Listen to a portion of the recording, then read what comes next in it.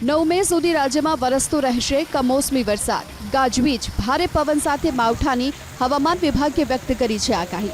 Upper air cyclonic circulation સક્રિય બન્યું છે।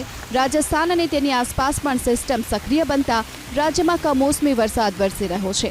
આજે 4 જિલ્લામાં ભારે વરસાદનું રેડ એલર્ટ જાહેર કરવામાં આવ્યું, જ્યારે 18 જિલ્લામાં ઓરેન્જ અને 11 જિલ્લામાં વરસાદનું યલો એલર્ટ જાહેર કરાયું છે।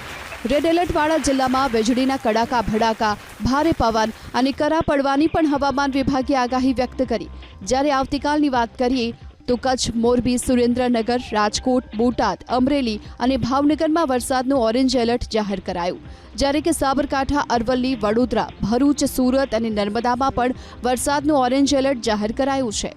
આ સિવાય દેવભૂમિ, દ્વારકા, જામનગર, પોરબંદર, જૂનાગઢ, ગીર સોમનાથમાં વરસાદનું યલો એલર્ટ જાહેર કરાયું છે, જ્યારે કે બનાસકાંઠા, પાટણ, મહેસાણા, ગાંધીનગર, અમદાવાદ, ખેડા, આણંદ, મહીસાગર, પંચમહાલ, દાહોદ, છોટાઉદેપુર, તાપી, નવસારી, ડાંગ અને વલસાડની સાથે ત્રણેય સંઘ પ્રદેશ, દીવ, દમણ અને દાદરાનગર હવેલીમાં વરસાદનું યલો એલર્ટ જાહેર કરાયું છે।